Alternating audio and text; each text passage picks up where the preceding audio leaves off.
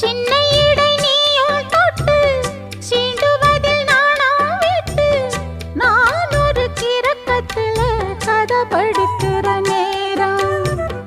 சித்திரம் போல் நீயும் மின்ன சில்மிஷமும் நானும் பண்ண ஆனந்த குளத்தினிலே அலையடிக்கிற காலம். உன்னை எண்ணி ஏங்கி இருந்தேன் உன்னிடத்தில் என்னை இழந்தேன்.